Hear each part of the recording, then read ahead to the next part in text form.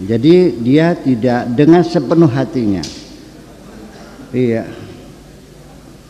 Wa a'rada anha bisirrihi, dan dia berpaling dari kemewahan hidup itu dengan sirnya, ya. Berulang-ulang sudah. Sekarang sir itu kita patok saja maknanya palung hati, artinya rahasia di dalam hati, ruangan khusus yang ada di tengah-tengah hati yang tidak bisa siapapun mengintip apa yang ada di dalamnya kecuali hanya Allah saja. Malaikat pun tidak bisa mengintipnya, sir kita ini. Makanya disebut sir, itu artinya top secret, rahasia khusus yang tahu hanya Allah dan diri kita sendiri. Wastaghala bima umira bihi, dan dia tidak memikirkan dunia, tidak memikirkan besok makan apa, yang penting yang ada ya dimakan. Pikirannya, jiwanya, raganya sibuk hanya melaksanakan apapun yang diperintahkan oleh Allah. Wa alima anna qismahu la yafutuhu, dia sadar bahwa nanti rizkinya pasti datang, tidak akan lambat kok, tidak akan terlewatkan, pasti datang. Sekarang belum saatnya, nanti saatnya akan datang kok. Dia yakin seperti itu. Tidak ada kekhawatiran besok saya harus makan apa, nggak usah. Ini kan manusia ini pikir-pikir gila semua nih. Setiap hari bisa makan, seumur hidup belum pernah kelaparan, masih suka ketakutan juga besok saya makannya dari mana. Betul nggak? Saya sering mengatakan bahwa apalagi kamu punya mata, punya telinga, punya tangan, punya kaki, burung saja. Pagi berangkat lapar, sore pulang kenyang kok. Nah, cuman kalau ada pertanyaan, kenapa kok di dunia banyak orang kelaparan? Bukan karena tidak adilnya Allah, bukan karena Allah tidak mampu menyediakan makanan, tetapi ada kejahatan sementara manusia yang mengambil jatahnya terlalu banyak. Oke? Yang penting jangan kamu yang melakukan. Gitu aja. Kamu mengambil secukupnya saja. Bagian orang lain serahkan. Kalau kamu sudah bisa bersikap itu, fa innaka muqsitun, innallaha yuhibbul muqsitin. Tetapi kalau ngambil kebanyakan namanya qasid, fa innal qasitina lafi nari jahannama, di dalam neraka. Itu bedanya qasid dan muqsid.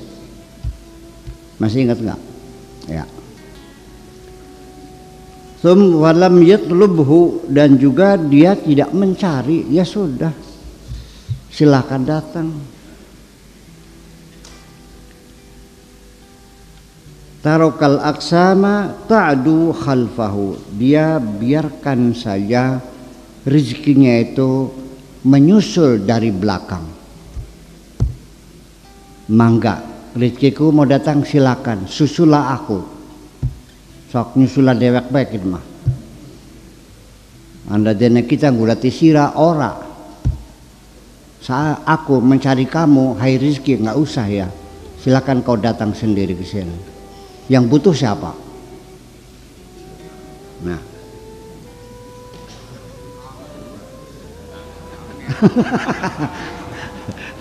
Yang butuh siapa? Iya. Watazillu, dan terhinakan. Rizki itu terhinakan sendiri. Watas'alu, dan memintahu kepadanya.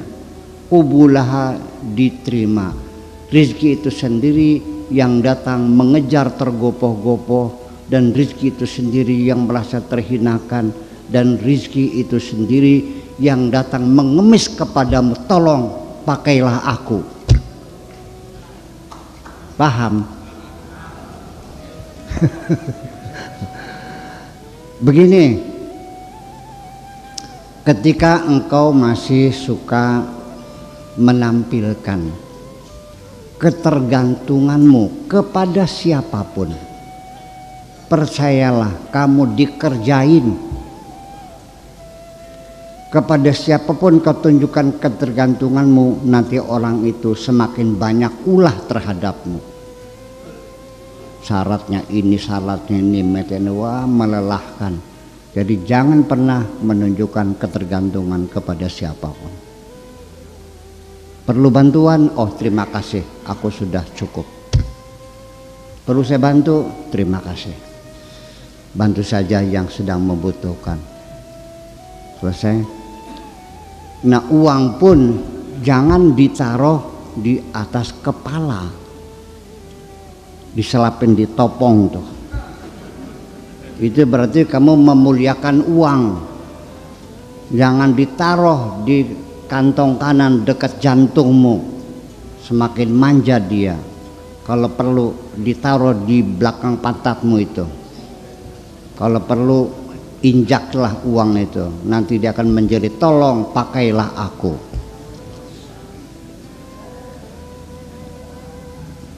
Kalau menang buktikan aja dulu. Iya, karena saya sudah melaksanakannya, kan gitu aja. Ternyata uang itu minta tolong pakailah aku. Gitu. Aku juga ingin dimanfaatkan gitu. Jadi Allah itu menyuruh alam semesta suruh membantu kita. Kalau kitanya tidak nyawel-nyawel, mereka menjerit sedih. Kapan aku dipakai? Gitu. Iya. Ya gulam, tahtaju ila iman yusayyiruka fi tariqil haqqi azza wa jalla. Wahai anakku, kamu membutuhkan keimanan, membutuhkan keteguhan hati, membutuhkan kepercayaan yang akan menghantar kamu menuju jalan Allah Subhanahu wa Ta'ala. Berbekal dengan keimanan di hatimu, itu yang akan bisa menuntun kamu menuju Allah. Tanpa keimanan kamu tidak akan mungkin mampu menuju Allah itu.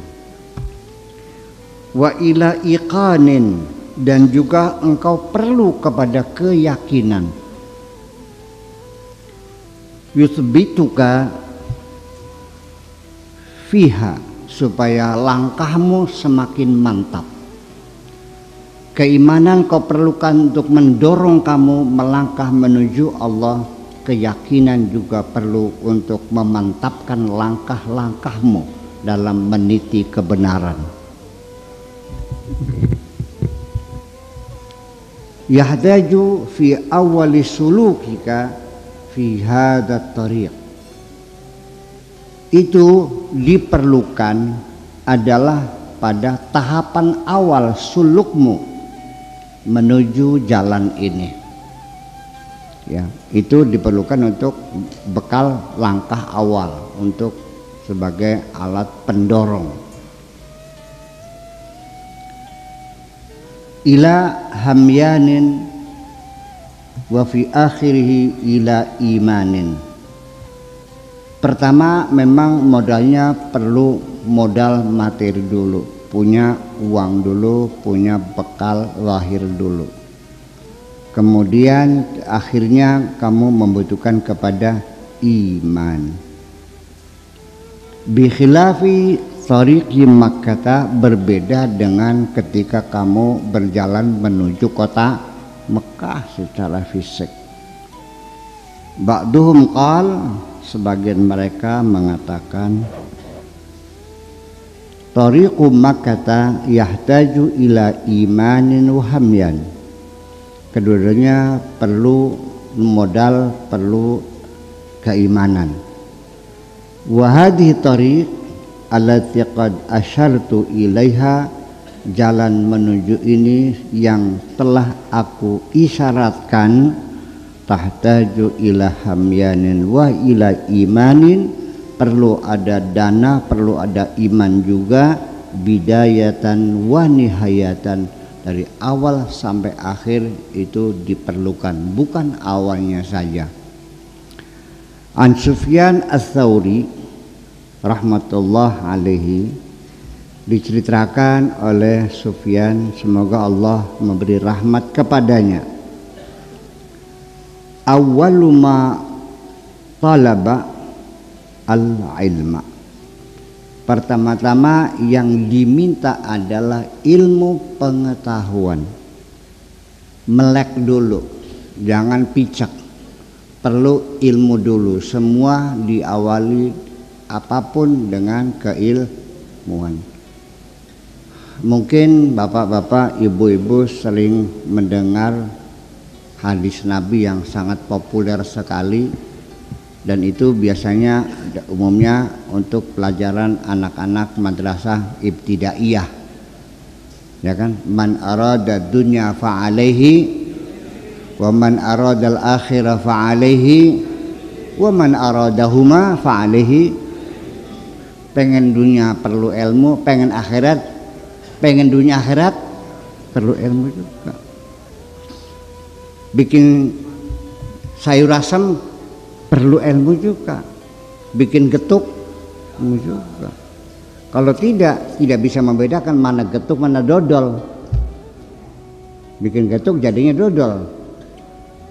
Semua itu perlu ilmu pengetahuan. Nah itulah makanya saya mungkin kalau dikatakan pemikirannya sama dengan Sufyan Ats-Tsauri, yang perlu ilmu dulu. Kamu pengen belajar benar harus tahu ilmunya dulu. Kalau tidak nanti tetap aja nggak tahu mana yang benar mana yang tidak benar. Itu. Kana ala wasatihi hamyanun fihi khamsumi'ati dinar. Dia punya modal juga. Di kantongnya itu ada berapa? 500 dinar. Yunfiqu minhu, dipakai uang itu, dinafkahkan, dimanfaatkan. Wa yata'allamu, dan dia lalu belajar ngaji keilmuan. Wa yaduqu alaihi biyadihi, dan dia merogoh koceknya dengan tangannya, ya, dirogoh, dibagikan, dibelanjakan semuanya. Wa yaqulu, lalu dia mengatakan, laulaka, kalau tanpa kamu, tanpa ada dana yang cukup untuk untuk biaya perjalanan mencari ilmu, latamandalu, pasti mereka akan melakukan, akan mempersulit. Mungkin ini kalimat tamandal itu dari kata mindil, mindilun dijadikan fi'il menjadi tamandala, sukun jadi tasawwaqa, berbelanja.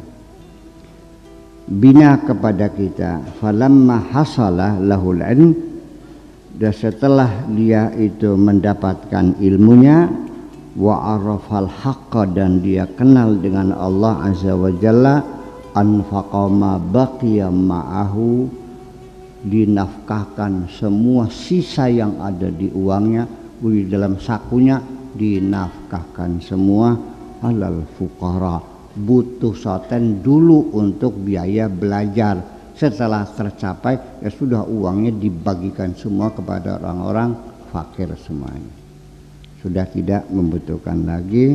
Fi yaumin wahidin, dalam satu hari. Waqala, dan dia mengatakan, walau an-sama'a hadidun, andaikan langit ini terbuat dari besi, la tumtiru, yang tidak menurunkan hujan, wal arda sakhrun, dan bumi kita menjadi batu keras, la tambutu, yang sudah tidak menghasilkan pepohonan lagi, tidak mengeluarkan tumbuhan lagi. Wahtamamtu birizqi Lalu saya merasa gundah dengan rezekiku, ya, merasa gelisah, merasa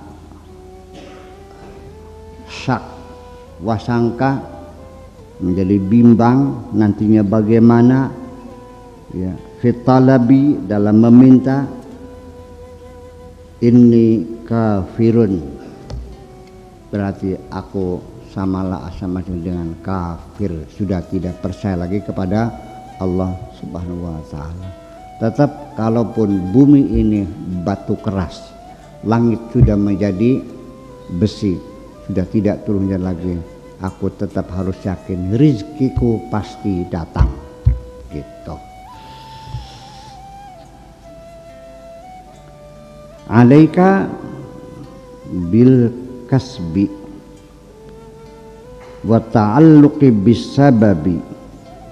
Memang untuk pertama kali kamu harus, ya, usaha dulu awalnya. Langkah awal untuk belajar usaha dulu dong. Jangan dibalik. Awal dipakai usaha dulu, usaha berdagang, bikin salon, bikin jual martabak, bikin apa lagi terserah, bikin konter HP, dagang cendol juga boleh, ketoprak. Wa ta'alluq bis sabab, tetap kamu, ya, berpegang pada hukum kausalita yang berlaku umum di dunia ini. Ya, pertama harus rasional, memang. Ya, dari mana uang datangnya aja usaha dong, apa saja. Dagang ketoprak ke, martabak ke, jadi tukang kuli bangunan buat makan sehari-hari, terus gimana? Tetap bagaimana? Sampai kapan? Ila an yaqwa imanuka, sampai nanti keimananmu menjadi kokoh.